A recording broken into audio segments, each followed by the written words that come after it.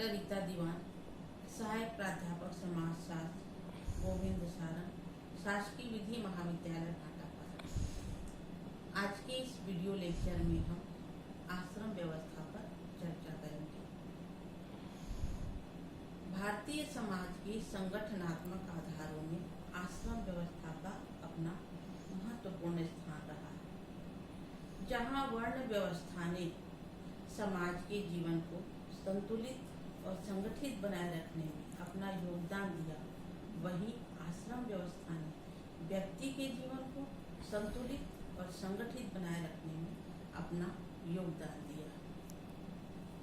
आश्रम व्यवस्था के अंतर्गत व्यक्ति के जीवन को विभिन्न स्तरों में बांटा गया और प्रत्येक स्तर में उसे समाज की आवश्यकताओं को पूर्ण करने के लिए कुछ दायित्व सौंपे गए। Doctor PN. प्रभु ने आश्रम व्यवस्था के महत्व पर प्रकाश डालते हुए कहा है कि हिंदुओं के द्वारा सोची तथा नियोजित की गई आश्रम व्यवस्था विश्व के सामाजिक विचारों के संपूर्ण इतिहास में एक अपूर्व महत्व या स्थान रखता है। आश्रम शब्द का अर्थ, आश्रम क्या है? आश्रम के संबंध में प्रभु का कहना है कि आश्रम शब्द की व्युत्पत्ति श्रम धातु से हुई, जिसका तात्पर्य है उद्योग करना, प्रयत्न करना, श्रम करना। इस दृष्टिकोण से प्रत्येक आश्रम एक पड़ाव स्थल है, जहाँ रह करके व्यक्ति अपने आप में कुछ गुणों का विकास करता है और अपने आगे के आश्रम के लिए स्वयं को तैयार करता है। तो आगे देखते हैं कि आश्रम कितने प्रकार के पाए जाते हैं। आश्रम के प्रकार महाभारत में व्यास जी ने बताया है कि जीवन के 4 विश्राम स्थल अर्थात आश्रम व्यक्तित्व के विकास की 4 सीढ़ियां हैं और इन पर क्रम से चढ़ते हुए व्यक्ति ब्रह्मा की प्राप्ति करता है। हिंदू शास्त्रकारों ने व्यक्ति की आयु को 100 वर्ष मानकर उसको 25-25 वर्ष के 4 बराबर भागों में विभाजित किया है और प्रत्येक भाग को एक आश्रम माना है। ये चारों आश्रम है। नंबर 1 ब्रह्मचर्य आश्रम, द्वितीय गृहस्थ आश्रम, तृतीय वानप्रस्थ आश्रम और चतुर्थ संन्यास आश्रम।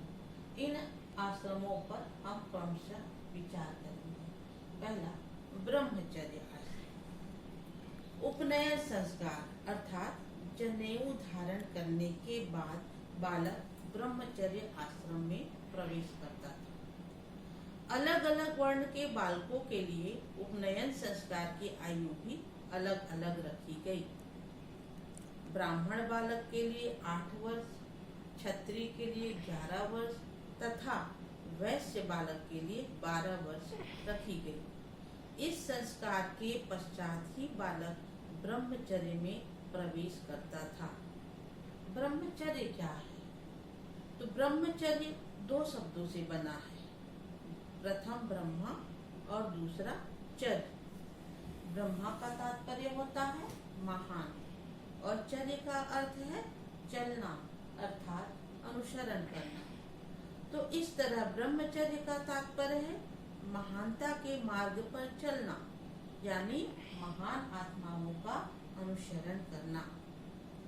ब्रह्मचर्य आश्रम में बालक को गुरुकुल में ही रहना पड़ता था। यहाँ उसे एक विशेष प्रकार की दिनचर्या बितानी होती थी। उसे गुरु की अनेक प्रकार से सेवा करनी होती थी, जैसे आश्रम की साफ सफाई करना, झाड़ू लगाना, आश्रम की गायों को चराना, जंगल से लकड़ी काट करके लाना और दान प्राप्त करना। जब गुरु बालक के कार्यों से प्रसन्न हो जाता था और उनको लगता था कि बालक में ज्ञान प्राप्त करने की लालसा है, तभी उसे वेदों के अध्ययन की आज्ञा दी जाती थी। ब्रह्मचारी के लिए कर्तव्यों का निर्धारण इस प्रकार से किया गया था कि उसका शारीरिक, मानसिक और बौद्धिक विकास ठीक ढंग से हो सके। इस आश्रम में अध्ययन कार्य समाप्त कर लेने के बाद विद्यार्थी एक प्रतीकात्मक स्नान करता था। उस स्नान के पश्चात वह स्नातक कहलाता था और गृहस्थ आश्रम में प्रवेश के लिए योग्य बनता था। इस स्नान के बाद गुरु का आशीर्वाद प्राप्त कर वह घर लौटता था। इसे समावर्तन संस्कार के नाम से जाना जाता है। इस आश्रम का बालक के शारीरिक, मानसिक और आध्यात्मिक विकास की दृष्टि से विशेष महत्व है। यह आश्रम समाज की सांस्कृतिक परंपराओं को एक पीढ़ी से दूसरी पीढ़ी तक हस्तांतरित करने में विशेष रूप से सहायक रहा। यह आश्रम बालक को सादा जीवन और उच्च विचार के आदर्श की प्रेरणा देता है। दूसरा आश्रम गृहस्थ आश्रम। ब्रह्मचर्य आश्रम में अध्ययन कार्य पूर्ण करने के पश्चात विवाह संस्कार संपन्न होने पर व्यक्ति गृहस्थ आश्रम में प्रवेश करता, जहां वह 50 वर्ष की आयु तक रहता है। इस आश्रम में रहकर ही वह स्वयं, परिवार एवं समाज के प्रति अपने कर्तव्यों को पूर्ण करता हुआ अपने को आगे के आश्रम के योग्य बनाता है। गृहस्थ के लिए प्रतिदिन धर्म पूर्ति के लिए 5 महायज्ञों का विधान किया गया है। 5 महायज्ञों के माध्यम से गृहस्थ त्यागमय जीवन व्यतीत करता हुआ अपने और समाज के जीवन को उन्नत बनाने में महत्वपूर्ण योगदान देता रहा है। ये 5 महायज्ञ हैं: ब्रह्म यज्ञ, देव यज्ञ, पितृयज्ञ, भूत यज्ञ और अतिथि यज्ञ। निष्काम भाव से प्राणी मात्र के कल्याण में अपने आप को गृहस्थी लगाया हुआ होता है। इस आश्रम में वह विभिन्न प्रकार के दायित्वों को निभाता हुआ जीवन के अंतिम लक्ष्य मोक्ष की प्राप्ति करता था।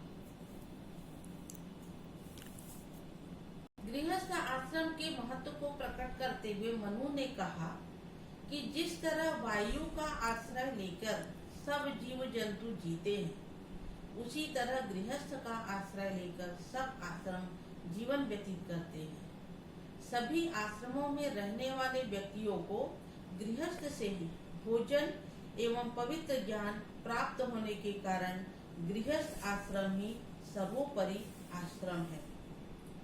गृहस्थ आश्रम को अन्य आश्रमों की तुलना में अधिक महत्व दिए जाने के कुछ विशेष कारण हैं, जैसे पुरुषार्थों की पूर्ति का स्थान।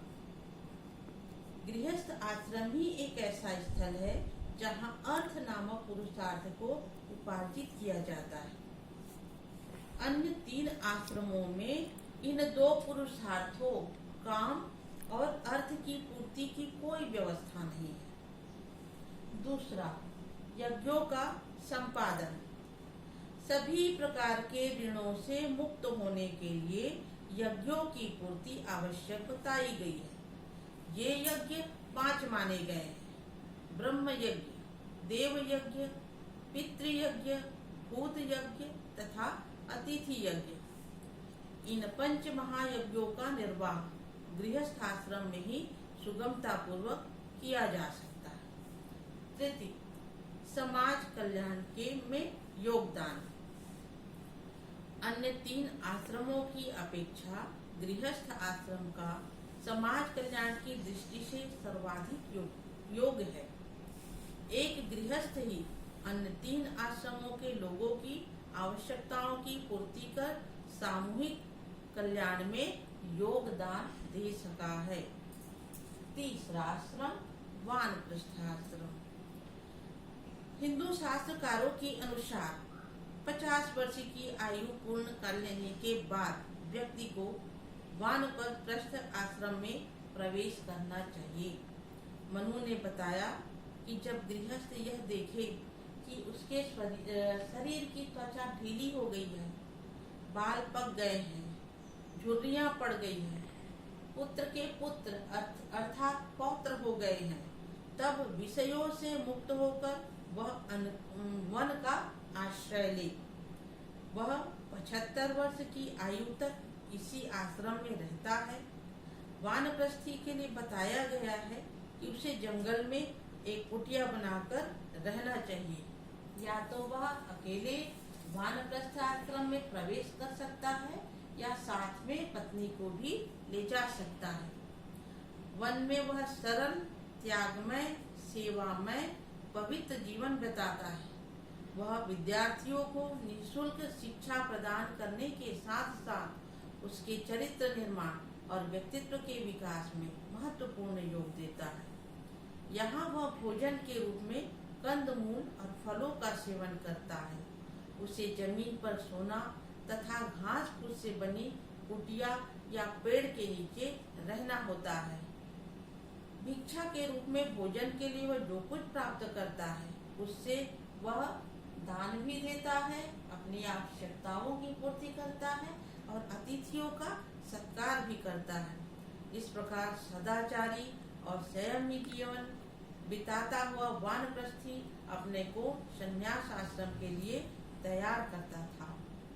वानप्रस्थी अपने जीवन के लंबे अनुभवों और त्यागमय आदर्शों के आधार पर ब्रह्मचारियों को शिक्षा प्रदान करता, उनका मार्गदर्शन करता और उनके चरित्र निर्माण में महत्वपूर्ण भूमिका निभाता था। अंतिम आश्रम संन्यास आश्रम।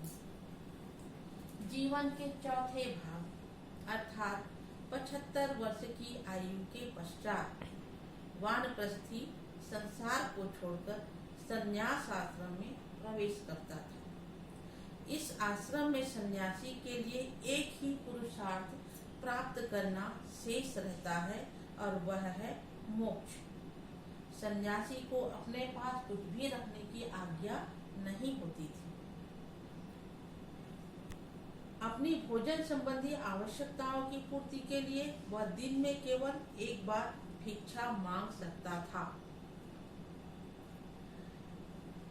आश्रम में अपने विभिन्न प्रकार के दायित्वों को निभाता हुआ वह जीवन के अंतिम लक्ष्य मोक्ष की प्राप्ति करता था। कुछ लोगों का कहना है कि संन्यास आश्रम आत्मिक विकास की दृष्टि से तो महत्वपूर्ण है, लेकिन संपूर्ण सामाजिक व्यवस्था की दृष्टि से उपयोगी नहीं है। किंतु भारतीय संस्कृति में आध्यात्मिकता प्रारंभ से ही अधिक महत्व दिया जाता रहा है। मानवतावादी दृष्टिकोण को अत्यंत महत्वपूर्ण सामाजिक महत्व के रूप में स्वीकार किया जाता रहा है। संन्यास आश्रम इन्हीं विशेषताओं का प्रतिनिधित्व करता है। आगे हम देखेंगे कि आश्रम व्यवस्था ने समाज में अपनी भूमिका किस प्रकार निर्धारित की थी या समाजशास्त्रिक रूप में आश्रम व्यवस्था का क्या महत्व है। नंबर 1, जीवन के समुचित विकास की व्यवस्था। आयु बढ़ने के साथ साथ व्यक्ति की शारीरिक शक्ति, कार्य क्षमता, अनुभव, मानसिक प्रवृत्तियों में परिवर्तन आता रहता है। इसी तथ्य को ध्यान में रखते हुए भारतीय विद्वानों ने जीवन को न केवल बाल्यावस्था, युवावस्था, प्रौढ़ावस्था एवं वृद्धावस्था में विभाजित किया, बल्कि प्रत्येक अवस्था के लिए एक विशेष आश्रम की व्यवस्था भी की, ताकि व्यक्ति के जीवन का समुचित विकास हो सके। दूसरा, मानवीय गुणों के विकास में योग। ये चारों आश्रमों में व्यक्ति के कर्तव्यों का निर्धारण इस प्रकार से किया गया, उसमें त्याग, परोपकार, सहिष्णुता, सरलता, उदारता, बंधुत्व जैसे गुणों का विकास हो सके। तीसरा, सांस्कृतिक परंपराओं का हस्तांतरण। आश्रम व्यवस्था के अंतर्गत व्यक्ति अपना बौद्धिक विकास करता रहा है।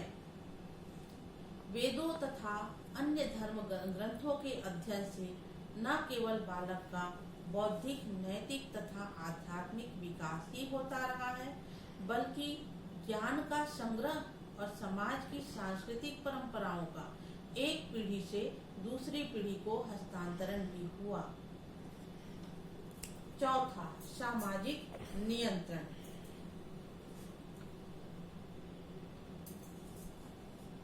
आश्रम व्यवस्था के अंतर्गत व्यक्ति के कर्तव्यों एवं दायित्वों को इस प्रकार निश्चित किया गया था कि उसके द्वारा व्यवहार के मान्यता प्राप्त तरीकों के विपरीत आचरण करने की साधारणतः संभावना ही नहीं रहती। इससे समाज में सामाजिक नियंत्रण बना रहता था। पांचवा, समाज कल्याण में योग। यहाँ मानव मात्र की सेवा के अलावा पशु पक्षियों एवं कीड़े मकोड़ों तक के भरण पोषण का व्यक्ति पर दायित्व डाला गया है। गृहस्थी के अलावा वानप्रस्थी और सन्यासी भी अपने ज्ञान, अनुभव तथा मानव मात्र के प्रति सेवा भाव के कारण प्रत्येक व्यक्ति के कल्याण में योग देते थे। नेक्स्ट, व्यक्ति और समाज की पारस्परिक निर्भरता पर जोर।